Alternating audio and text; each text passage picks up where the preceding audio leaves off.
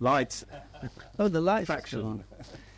Good evening, welcome back to History Club Series 3, Part Something. My name's JP Levack, this is T.Shrimplin, and Dan is on a break, but we have bought his book. And our guest today, we're very excited, we've got Dom here, and Dom DeLaghi, and we're going to be talking all about Soho on film. So Dom produces the Soho Bites podcast. That's very true. And which is about films set in Soho rather than about the making of films in Soho. But you wanted to thread it in, and the big reason we wanted to thread it in is because we've got a film, Our Soho, which we have proudly shown here at All His Joy Studios before. We've got a second screening of it tonight, and the maker of which we'll be talking to is a separate show afterwards. That's Toulouse, who's helping us out tonight as well. So Our Soho, made here in Soho, and we thought as a season finale, part 1, we would do Soho on film and the history of film. So it's exciting. As a lot of our audience might know, Soho was the home of the British film industry, and it can be sort of traced back to Charles Urban and Wardour Street. He started his production company. He was a producer, distributor, German-American, started in 1908. And if you look, you know where the Las Vegas Amusement Arcade is? If you look around there above, you'll see Urbanora House, and that was where his film company started in 1908. And Wardour Street's like a really key thing, and one of the things we do on the History Club is try to explore like the geography of a very small quarter square mile, Soho, Oxford Street, Regent Street, Charing Cross, Covent Street, now Leicester Square. And the occasional incursion into Chinatown? With Coventry Street, covering Hanway Street as well. And Hanway, yep, and Hanway. And Timpan Alley. Yeah, and these things are definitely Hanway and Denmark Street are definitely out of the Soho historic borders. But sometimes people incorrectly think Shaftesbury Avenue is the south border, which cuts off Chinatown, but it's absolutely wrong. It's Coventry Street. But I only mention Wardour Street because it cuts right through the middle. It's one of those streets that goes north-south right through the middle. And it was kind of like having a Harley Street address if you were in a doctor. You had to have a Wardour Street address. Yeah, well, so Hammer Films says, well, there's the building's still there for Hammer. Hammer House is still there, yeah. And Hammer House, and I believe, actually a little bit of news, I think the current owner of Hammer Films, John Gore, who's English but has done very well in America, he's just taken over Blacks. Oh, really? And we hope, I can't say it's going to happen yet, but it'll be opening again as Blacks. That's blood-curdling, isn't it? Well, Blacks comes up because it's a few doors down. It comes up on nearly every week, doesn't it? So and Rank were like major down Wardour Street as well. I can remember as a kid walking Butchers, down. Film distributors, E.J. Fancy, who was this notorious sort of gangster distributor producer. He was on there. All the porn guys were down there. Yeah, I mean, there's a Monkey Bookshop one. You could see what was going to be upcoming releases before internet and anything else. You know, we could look in the window and you see what was. Do you know? I know. So sort of fire alarmy vibes. Oh, okay. That'll probably involve me stepping up for a sec. You carry on. Okay, that's a good cue then to sort of talk. We'll go back and start with rather like we did last week when we were doing the record shops of Soho with the British Record Shop Archive. I was saying I was saying about the British Record Shop Archive and how we discovered between 1945 and 1995 there are around about 170 plus record shops that had been in the area, and we're still finding more. So, Dom, can you tell us how many films you've discovered that have a sort of Soho connection? Well, I've got this every list. Yeah, there was, but we've identified. I call them Soho films. That could mean that they're set entirely in Soho, or they have they brush into Soho. I mean, lots of films that Soho appears in that I wouldn't really consider at all because it's just a sort of street, whatever. And there are some films that don't quite stray into Soho, but they have a Soho vibe, like Peeping Tom. The main bit of action in Peeping Tom from 1960 is in Rathbone Place, which is North Oxford Street, so it's not technically Soho, but it clearly is a Soho film. So I've got on my list at the moment, I have 106, and I've got about another 30 that have been suggested to me that I'm going to work my way through and see if they can be awarded a place on the list. But then on my list, one of the films that we talked about on the show was A Muppet Christmas Carol, which doesn't come anywhere near Soho, but it was Christmas. And there's an opening shot in Muppet Christmas Carol where the camera's up pan, it zooms across the whole of London. So somewhere in that shot was Soho, and that's the magic of Christmas. So that's how we got to play. I think also now with video games, I think they map Soho in some of these interactive video games, but that's Oh, really? yeah, but like really map it out. It's especially I think probably Brewer Street. Oh, I don't really play video games apart from. So we're going to go back to what one of the earliest films you've found, Yeah, and that's from. Can we go to the first slide, please, Toulouse? what we thought we'd do is go through the history of film set in Soho, decade by decade, and I've chosen 2 from each decade, and so this is for the 1920s. This is From 1922. 1922 is Cocaine, 1929 is Piccadilly. So Cocaine's quite an interesting film. It was it's a product of sort of, it's not long after the First World War, obviously, and it's born out of this sort of moral panic around women, because there's so few men left, and women have had the run of the place all that time during the war. That there's this idea that kind of going out and dancing and taking drugs, cocaine, and it's based on this true story of an actress called Frida Kemp, who was a sort of a wild party girl, and she died of an overdose one night. So there's all this fear in there about women and drugs and foreigners, because there's foreign drug dealers. The white slave trade, yeah. A little bit white slave trade going on, yeah. And there was a character called Billy Chang, or Brilliant Chang. Lin Chang, yes, we brought him up in our Chinatown. Oh, yeah. Yeah, 'cause he was a sort of notorious... Well, he's a restaurateur, basically. And but he's made out to be a gangster. He basically wasn't. He was a bit of a philanderer, and he used to get together with lots of women, and that he was disliked for that. So that's quite an interesting film, and it's quite sort of... There is a copy. You can see it on the BFI player still. It's a very, very scratchy print, but it's worth seeing if you can. Piccadilly is brilliant. It's a much more superior film. Yeah, with yeah. Anna May Wong, who's seen as the first Chinese-American Yeah, and she's Hollywood actress. Yeah, she escaped the sort of racism of... Hollywood. She's not actually topless in the film. I don't know why that poster is like that. Is this one black and white, Dom? Yeah, they're both black and white. But they do a colour poster. And both but it's silent. Black and white. Yeah. So in 20, when the colour didn't kick in till... There was colour technology, but it didn't really become commonplace until 40s. Well, but the sound is only like fairly new. I mean, there's a film we probably, just to give an honourable mention, is the Von Soho black and white. That's silent film. No, that's got sound. Oh, it has. Yeah, actually. it's got a groovy 60s soundtrack. That one, yeah. Oh, yeah. okay. This one, Piccadilly. So this is set in the kind of... This is more sophisticated than Soho, because Soho in Cocaine is all about, dark alleyways and sinister foreigners and drugs and clubs and all that kind of stuff. Whereas Piccadilly is much more to do with glamorous nightlife and gentlemen in top hats and ladies in furs and stuff. And Anna May Wong plays this serving kind of a waitress in a club. Turns out she can dance fantastically, and a guy gives her a job and falls in love with her. A little bit of racism in that as well, to be honest, because all this exotic Oriental stuff goes on. But a really good film. And they show it. I mean, I've seen it twice on the big screen in London in different venues with live accompaniment. It's a really good film, so see if you can catch it. Did they edit some of this stuff that been out controversial out? No, I mean, I think you go knowing that. Knowing that you've got the disclaimer. Yeah. Trigger warning. Yeah. Okay. So they're okay. And then we got the 1930s. Is the decade after. Great. These are. So these are two. So what are these from? These are from 37. 37. Yeah. So basically, I researched these films for my podcast, and then I forget all the details almost straight away. So, these are two very different films. So Saturday Night Review. It's about this couple here. They're called. Can't remember the name of the characters, but it's Sally Gray and Billy Minton, and they are a singing duo in the film, and they play at a nightclub called Moons in Soho. She got very posh parents, and they disapprove of her singing in nightclubs, but they think that she performs in Moons in Mayfair. There's two clubs called Moons.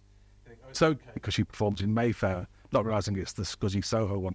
And the Scuzzy Soho Club, there's foreign people there, there's gangsters, and there's 1987, there's two women dancing together. It's that Louche and... And is it actually filmed? Is it the Moon is Café de Paris? The Moon in Mayfair is based on Café de Paris. I think it's all set. All fictional. And They run a proper double act. No, they did perform on Got a lot film. of history fans on this show, so we have to know if Moons is based on a real place. So Moon's Mayfair is based on the Café de Paris. Right. And in fact, there's a scene, an uncredited dancer in the film, who's Ken Snake Hips Johnson. He's an amazing dancer. Sorry? He performed at the Café de Paris. Died whilst performing on the Café de Paris. So it's quite ironic that he's in the film performing on Café de Paris, and that's where he met his end as well. That's a fantastic film, really fantastic film. Green Cockatoo is the other side of Soho. That's kind of gangsters, and the young John Mills is in that. Taken from a Graham Greene novel. Graham Greene novel. It's a kind of classic tale of a young naive woman arrives in London, doesn't really know where she's going, and ends up in Soho, wrapped up in a kind of gangland murder.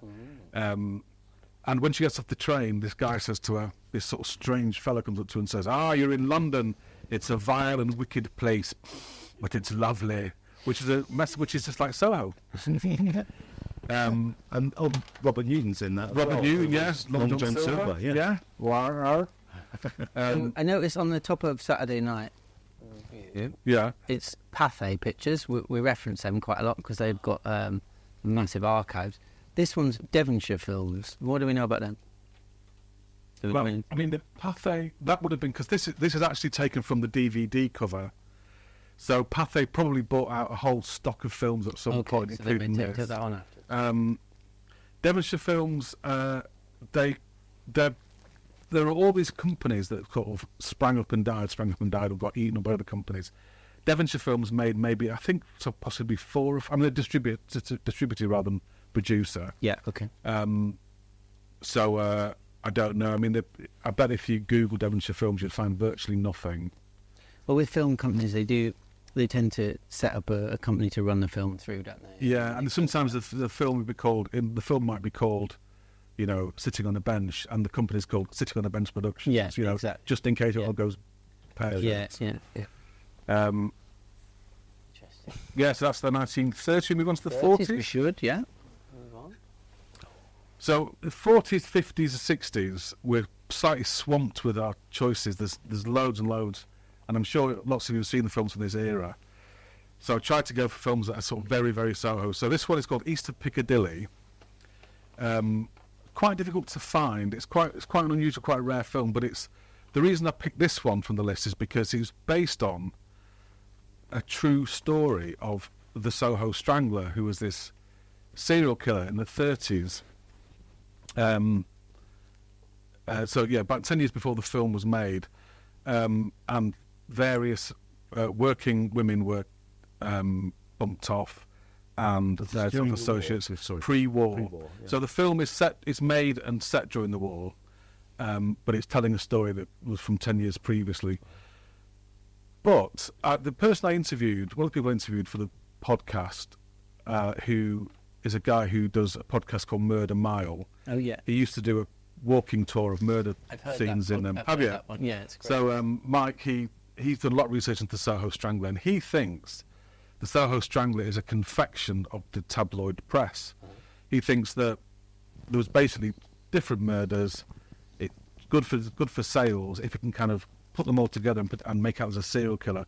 But all these murders, like one was a strangle, one was shot. It was just like there was no reason to connect them at all. Completely different MOs. But they just sort of cobbled it together, and I think people got wise to it, which is why nobody's ever heard the Soho Strangler today. Again, we're spotting Pathé bottom left corner there with the cockerel. Yes. Pathé Pictures presents that one. Yeah, I don't know. Maybe That would have been, well, that's an original then. That sounds like that one because they definitely. Trade Show, Cambridge Theatre. Pathé I've never seen Gazette. it so big either. Well, it's a great thing about the big screen, right? The Pathé Gazette is a magazine that they made as well. I don't know much about it. Okay. You say in your notes you've got it was like had Thin Man vibes. Yeah, it's a sort of so Judy Campbell, who's Jane Birkin's mother, Yeah. and Sebastian Shaw, whose last film was Star Wars, weirdly. They play this kind of wisecracking kind of... They're both actually writers, but they do a bit of detecting on the side. And they try to have this kind of, romantic vibe. I think they do get together in the end. I can't remember. You kind of know they're going to anyway.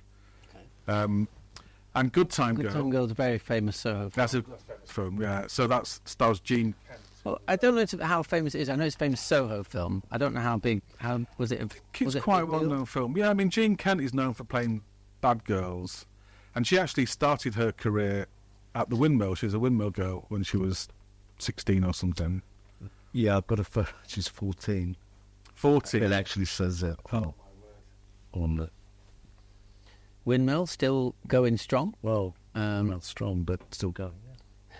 Well, it's closed a few times, hasn't it? But it's certainly open. It's more of a destination. nightclub. Well, more of a destination for stag nights and hen-dos, yeah? Yeah, I know they refurbed it a few years ago, didn't they? I feel like they've got a bit. I don't know. Maybe I haven't. One of those two guys. They put a lot of money into relaunching it as a kind of cabaret circus type venue. That's right. And I interviewed one of the guys, and he said that they had Europe's only indoor smoking room because it's going to be this tunnel, a vertical tunnel that replaced all the air in, every 10 seconds or something, which fit in legislation.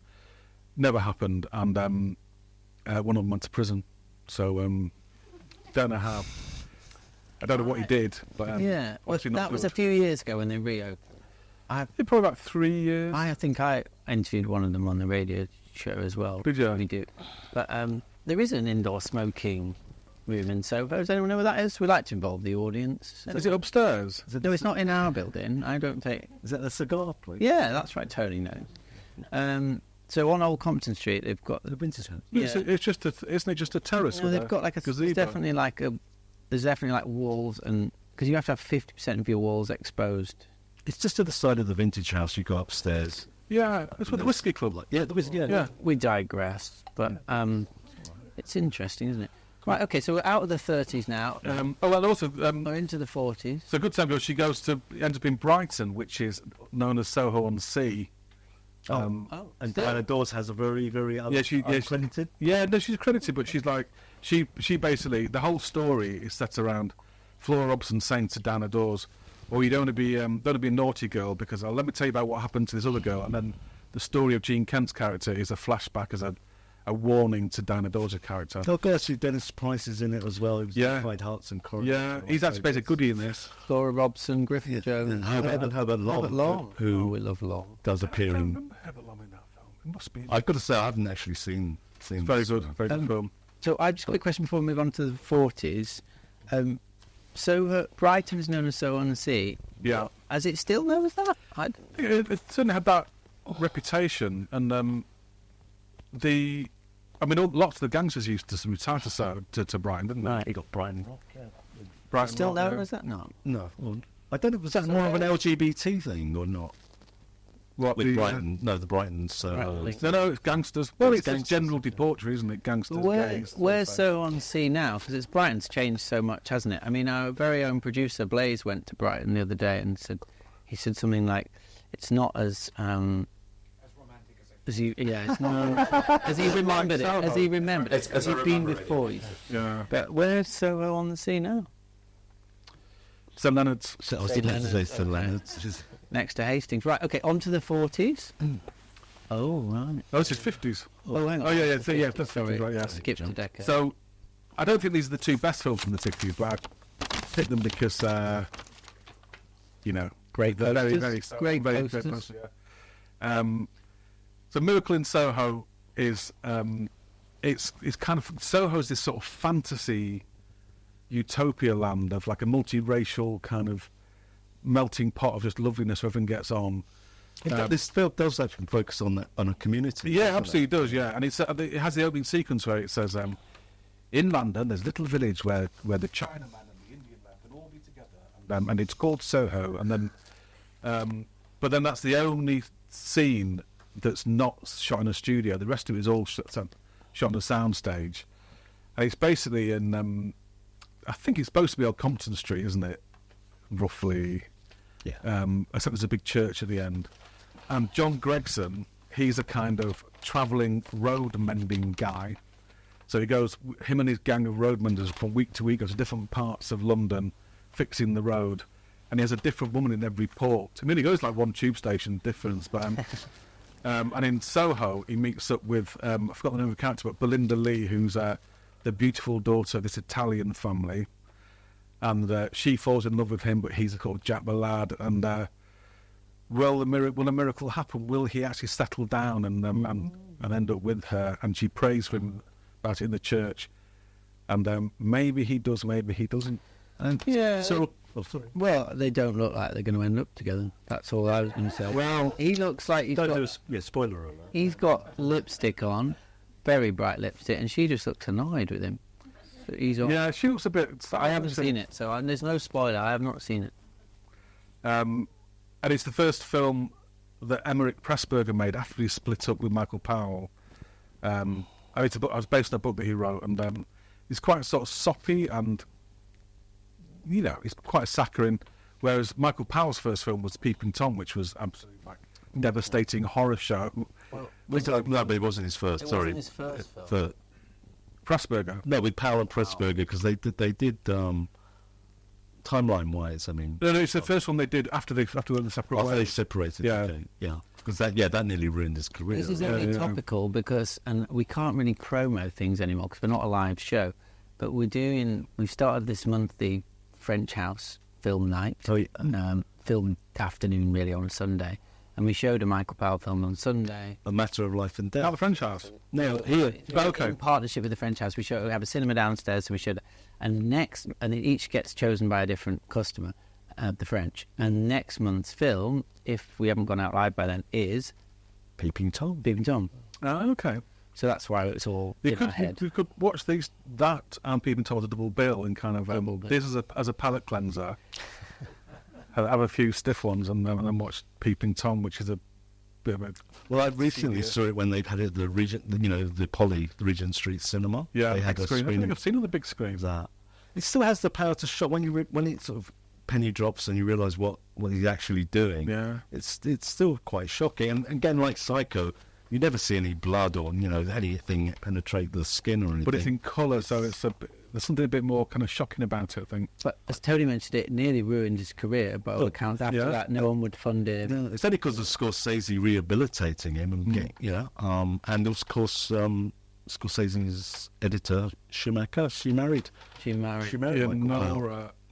Schumacher. Yeah. But we are digressing. So we're in the 50s, and we've got this one Espresso Bomb. Espresso Bongo is another side of Soho, because this is 59, so it's not yet the 60s. It's not yet, Lady Chatterley. There's not, we've not had the Beatles yet. We've not had any of that stuff, or Profumo. And yet this film is quite kind of down and dirty. And there's a lot of it. Is Sylvia Sims plays exotic dancer. There's a lot of kind of almost nudity in it. And Hermione Badley's in it. She plays the sort of casual streetwalker. Can I stop you there? Yeah. Just a little footnote that Hermione Badley was married to David Tennant, who started the Gargoyle Club in Dean Street. We had Sophie Parking on the other month. Yeah. She was married to David Tennant, who started the Gargoyle Club in the 20s. Not Dota, who played Doctor Who, William. Yeah. No, not them. I've seen pictures of the Gargoyle Club. It was really ornate and fantastic inside, wasn't it? And beautiful. It looked in the interior. And her sister, another little fun note, was Angela Bradley, who was Mrs. Bridges in Upstairs Downstairs. for those of a certain age. Yeah, I like to do the connect. Yeah. You've got to connect the dots, especially to old episodes, because people are watching back. But I noticed one of my favourite musical artists, Cliff Richard. Yeah, so he's the gentleman playing the bongos there.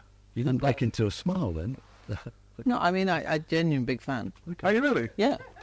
I mean, he's actually quite good in this. His acting is terrible. Acting less, I haven't seen him in loads, but music-wise, brilliant. And he's good. He's like, I mean, he's still attempting to be the young Elvis, the English Elvis and everything. Got the hairdo.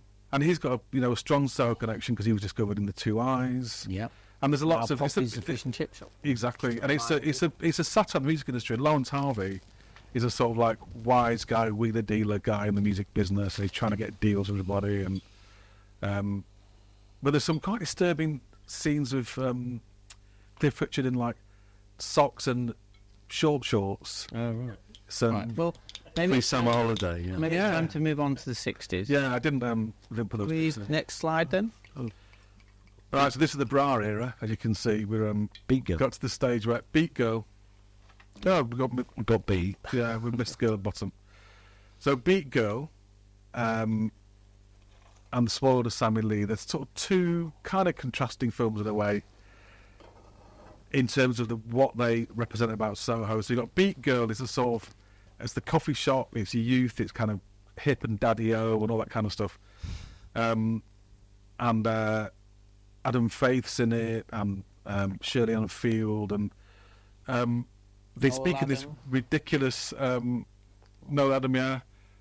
David Farrar plays Gillian Hill's dad, that's the Beat Girl, and it's all about teenage rebellion, and they speak in this ridiculous kind of jive talk. Everything's daddy-o and everything. It's absolute nonsense.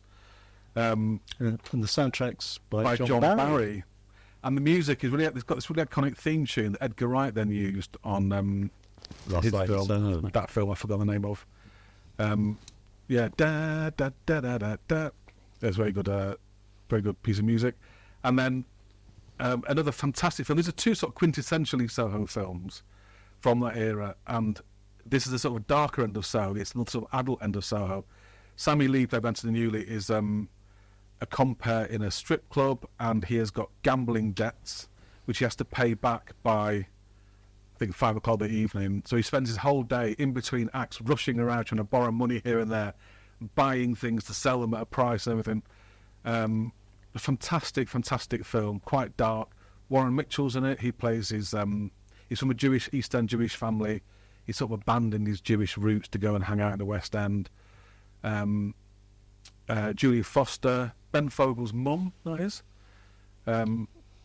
She's fantastic in it. It's just a really, really good film. And that's the first episode the first film that we did on episode 1 of Soho Bites, because we wanted to get it off with the Soho film. And the DOP on that was Wolf Sachitsky. Yeah. Who we had the privilege of having a special screening of that back in 2015 in He's Soho. recently died. Yeah, a couple of years ago. Yeah. It was about 103, 104.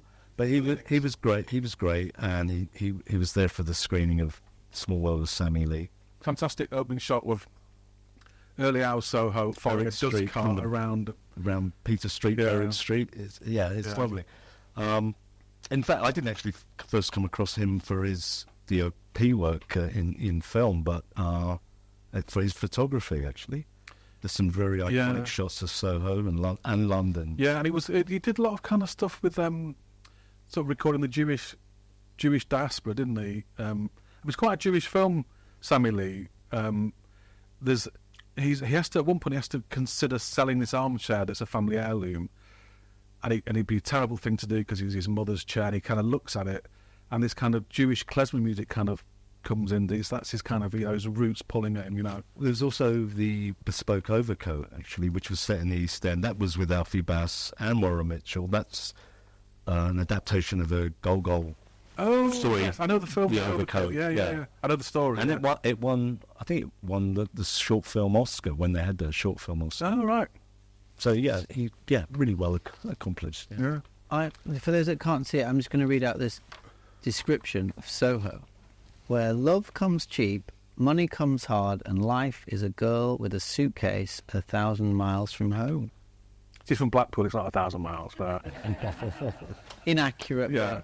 But it's And a then metaphor. the production company for that, because we've been following a little bit of that, is Seven Arts Productions. And Yeah, you know again, what means about nothing that? to me, Seven Arts, no. Probably maybe just this little setup for the job for them. Yeah. And Okay. Pressburger's company was the Archers. Just, Right. I think he went to the, 7 Arts. I don't know, 7 Arts. Okay. And who's this little fella smoking in the bottom corner? Do we know that?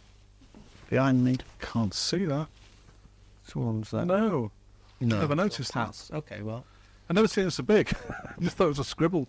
Yeah, it's definitely a... We're not in the right resolution. Well...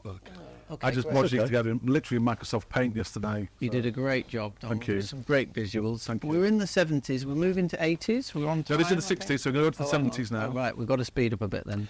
Right, Picking so up. 70s, there's not so much choice in the 70s, 80s, 90s. Okay, We've gone thank through you. the heavy period. 2 very good films. A Touch of Class, starring Glenda Jackson, George Segal. It's a rom-com. She's a sort of British posh person. He's an American expat. They have an affair. And to continue the affair, they rent a flat in rough, old, cheap Soho, which obviously would cost an arm and a leg now. And half the film is set in Spain because they have a dirty weekend together in Spain, Right. and half the film set in London. And it's nice. I mean, it's aimed at the American audience. The reason it's got a touch of class is because to American men, posh English women have a touch of class. You know, she also knows American because she goes into a shop on Shaftesbury Avenue, and doesn't ask for. She asks for some oregano, whereas English people say oregano. Very true, yeah. You know. Okay. I'm going to move you swiftly on to The Optimist. The Optimist of Nine Elms, beautiful, beautiful film. That's actually the cover of the book that it's based on, but using a still from the film. This is the first time we've seen a still in the graphics. Yeah, So far. that's a still. Is that a still?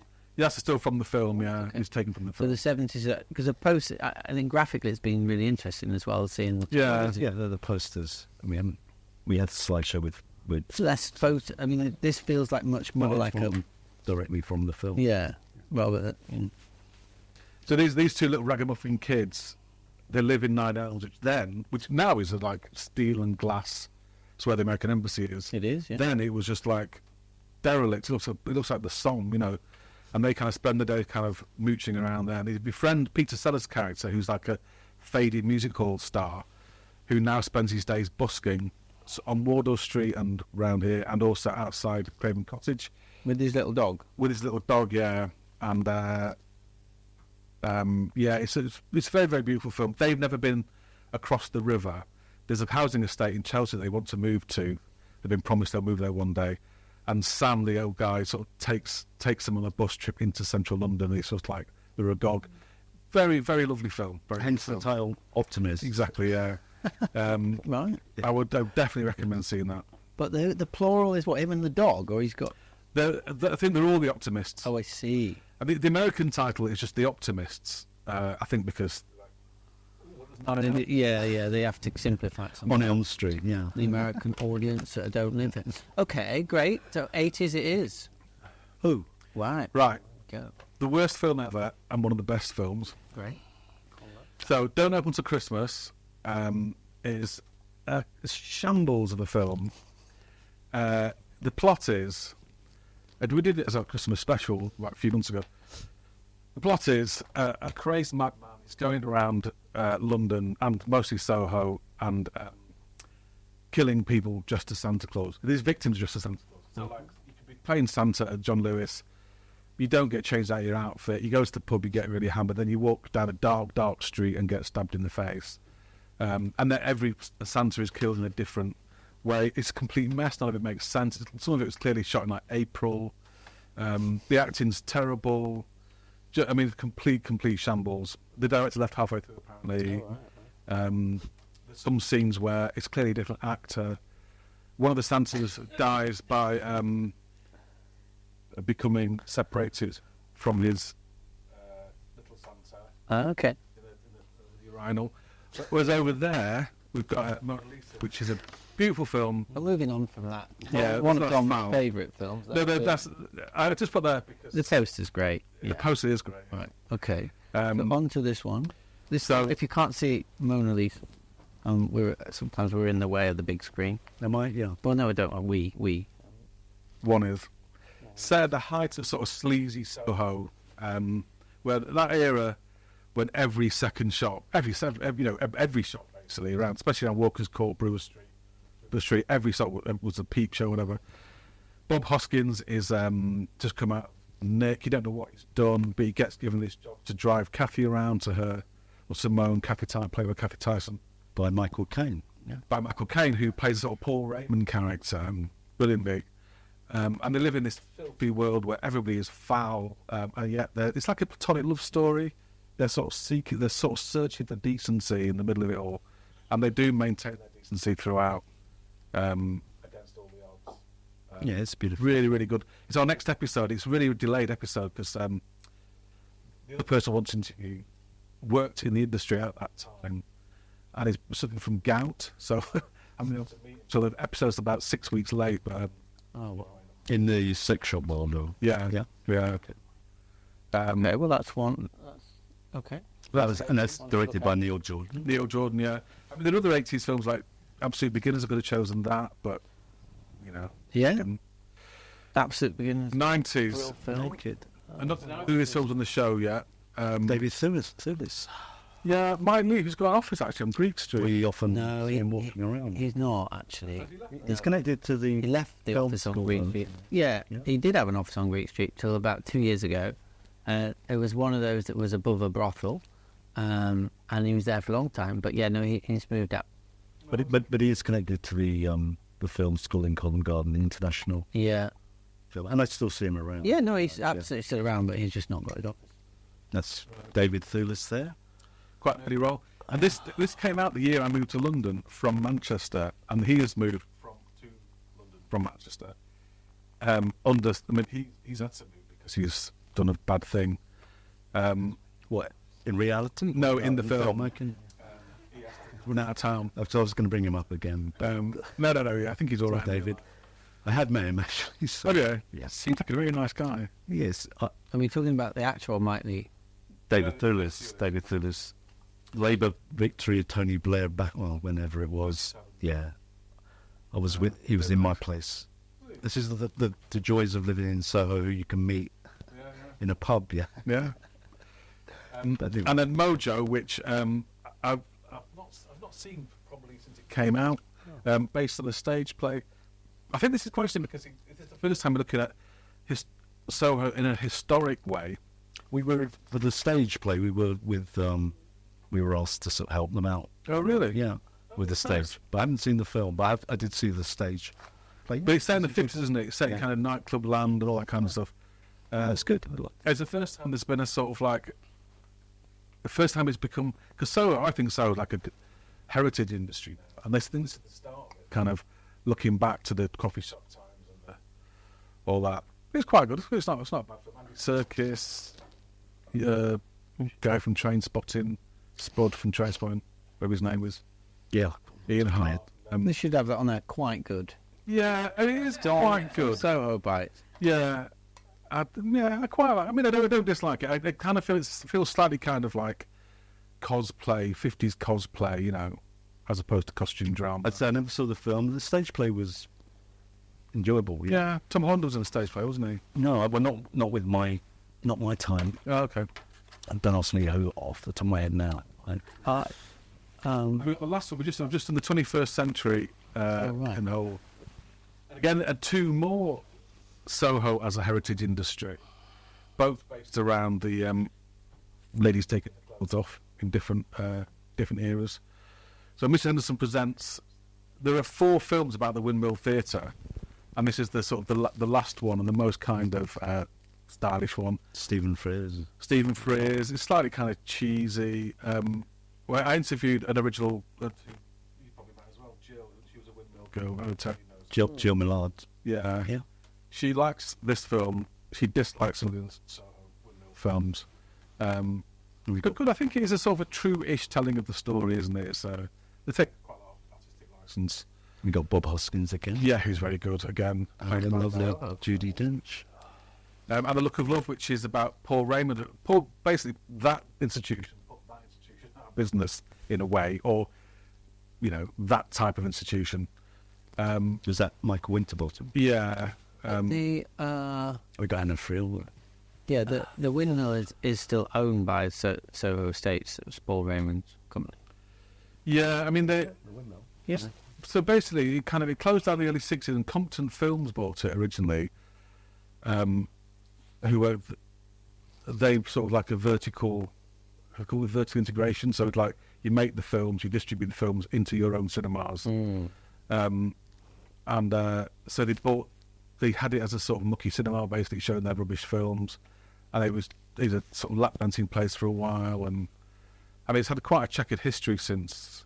So I think it's a weird venue, it's a weird location. It's a bit too small for proper drama, and the end of the way. There was that live TV show that used to come out there. We're talking about the windmill. Yeah, it was like Yeah. Can't remember what it was called. And it was a bit of a pole dancey place right. as well for a while. Grim. Paramount, wasn't it? Paramount. Oh, really? I didn't know that. The Look of Love, the museum has some signed posters for that. Signed by Coogan. Yeah. Right. I think signed by more than Coogan, maybe. Do So, yeah. Yeah, well, some of the archives are not yet being... Well, there's some of it I haven't never... Yeah, what's it called? Fully accessioned. But yeah, there's... so, I don't know. We'll be changing that very soon. Because That's true. We should doing more down... the appropriate time to say we've... You can tell the History Club anything. It happens in the History Club stays in the History Club. Well, the owner of this building appears in that film as a little girl. Oh, Fawn? Yeah, she's in the opening scene when he's driving around saying... Because this is owned by Soho Estate. Yeah. But Tony, you were about to say...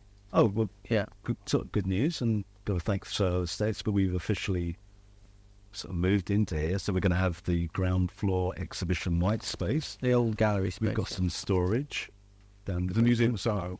and I'll be sharing an office with Eric, who runs the Soho Independent Film Festival. Nice. So it's all moving along. So you'll be able to see those posters. You might be able to win. There's quite a stack of them. Someone could win one, I thought. Signed poster. Raffle them off. I'm conscious that we don't have to get all the way up to 2024. No, that's the last one. History. We have to be in the... No, I finished it off there. It's quite good timing-wise. I'm going to say something about Mike Lee, but I can't remember what. Did he do any other Soho? I mean, Mike Lee. Like you say, the name. I did do Soho. Did you? You haven't done last. Well, Jingan. I gave the interview with Edgar Wright for Last Night in Soho. Yeah, I mean, so Last Night in Soho is a kind of, it feels like a culmination of all these Soho films. 2019. A bit later than that, isn't it? Isn't it even later? It was shot. Yeah, because it was. I remember it kind of. I remember it being all shut down during. That delayed the release. COVID delayed the release. And we helped on that. We were slight. But that, guys. I mean, That's where I first met you. Probably, yeah. Yeah.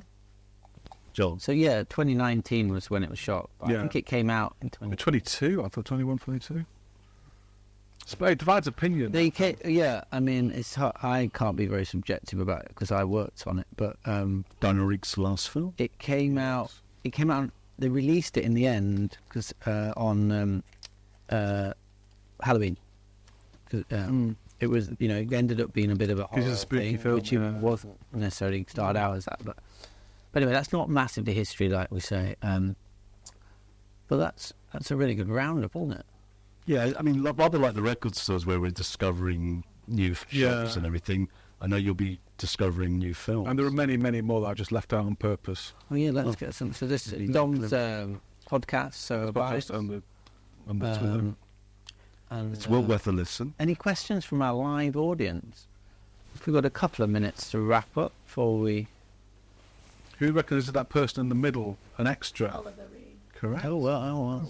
Straight away. He does get a... He hasn't got a... He's not a named character in Beat Girl, but he just has the name... In the credits it says plaid shirt. So that's what he wears. Well, you've got to start somewhere. Yeah. Oh, thanks, Dom. Dom, thank you so much. That's very interesting. Thank you to our live audience. And we've been the History Club here at All I'm sorry, quick question. Dom, which one of all those movies is your favourite? I know that they're quite different from each other, but maybe you have your... To be honest... Oh, God. I'll choose one that I'll change my mind. I really, really like Mona Lisa, and I'm sort of doing that at the moment. That's on my mind quite a lot.